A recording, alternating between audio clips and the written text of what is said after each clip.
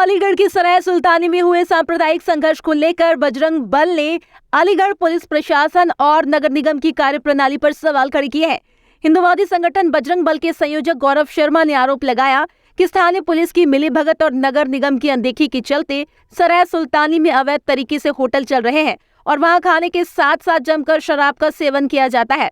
सराय सुल्तानी में हुआ विवाद सिर्फ और सिर्फ ग्राहक और दुकानदार के बीच का था, जिसे सांप्रदायिकता का रंग दे दिया गया है। गौरव शर्मा ने कहा कि ऐसे विवादों में भाजपा के नेताओं की उपस्थिति भी कई सवाल खड़े करती है। तमाम भाजपा के नेताओं के पहुंचने के बाद भी आरोपियों के खिलाफ किसी तरह की कोई कार्रवाई नहीं हुई। न ही आरोपियों को पुलिस द्वारा गिरफ्तार किया गया और न ही पत्थरबाजी कर रहे उपद्रवियों को दबिश देकर पकड़ने का प्रयास किया गया। बजरंग बल के संरक्षक अशोक चौधरी ने कहा कि देश भर में एक समुदाय है जिसे यहाँ की कानून व्यवस्था पर कोई भरोसा नहीं है। वो प्रत्येक परिस्थिति में स्वयं ही स्थिति का निपटारा करता है और पथराव, आगजनी व हिंसा करना उनकी प्रवृत्ति है। प्रशासन की शिथिलता पर, और वो शिथिलता इसलिए है क्योंकि वहाँ जितने भी होटल हैं उन पर कहीं ना कहीं जो स्थानीय लेपर्ड वाले हैं या चौकी इंचार्ज हैं उनकी हफ्ता वसूली होगी, उनसे कुछ ना कुछ भ्रष्टाचार के रूप में लेते होंगे, क्योंकि उन वहाँ पे जानकारी अगर आप करेंगे ठीक से तो वहाँ शराब भी पिलाई जाती है। और उसके बराबर में जो ऊन मार्केट है, उस ऊन मार्केट की जो जगह है पूरी वो नजूल की जगह है, वो सरकारी जगह है, वो जबरदस्ती बना दी गई है। उसके साथ साथ सुबह एक केले का ट्रक खड़ा होता है, अंदर केले पकाने का काम रहता है।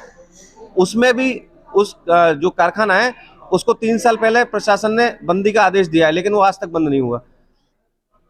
ये घटना मेरे हिसाब से बहुत ही दुर्भाग्यपूर्ण घटना है और ये केवल 2 लोगों की घटना थी, लेकिन वो सांप्रदायिक रूप ले गई। मैं आपको बताऊं, अब मीट तो समाज के दोनों ही वर्ग के लोग खाते हैं और ऐसा नहीं हो सकता कि मैं हिंदू हूं तो मैं किसी मुसलमान दुकानदार के पास ना जाऊं, या कोई मुसलमान ग्राहक है तो वो किसी हिंदू दुकानदार के पास ना जाए।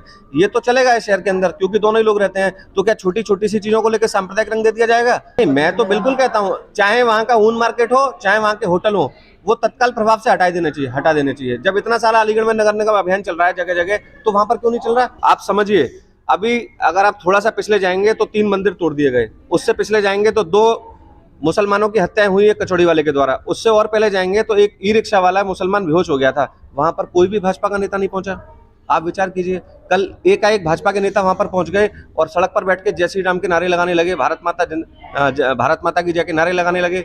भाई क्यों? सरकार तुम्हारी है। मेरे हिसाब से भाजपा के नेताओं को वहां नहीं जाना चाहिए था। और अगर आप वहां गए थे तो आप वहां पर क्या चमत्कार करके आए? क्या पीड़ित को न्याय मिला? नहीं मिला।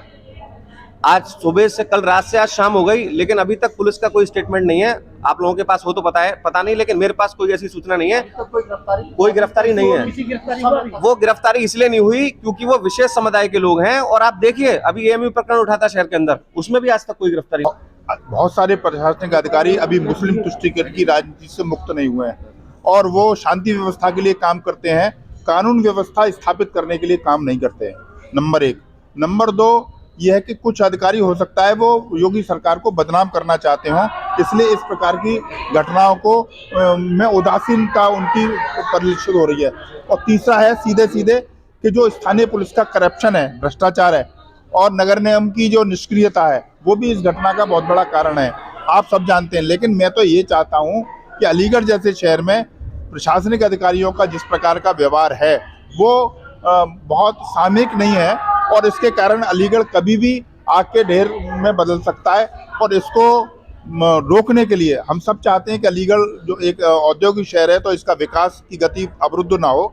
तो इसको रोकने के लिए प्रशासनिक और पुलिस अधिकारियों को निष्पक्ष होना पड़ेगा, कानून व्यवस्था की स्थापना करनी पड़ेगी, बशर्ते कि वो शांति व्यवस्था को थोड़ा पीछे रखें। केवल शांति व्यवस्था को स्थापित रखने के कारण इन अपराधियों को, जो राष्ट्र विरोधी तत्व हैं, उनको, जिहादियों को वो शय मिलती है और इसी कारण वो अपनी हरकतें करने में कामयाब हो जाते हैं।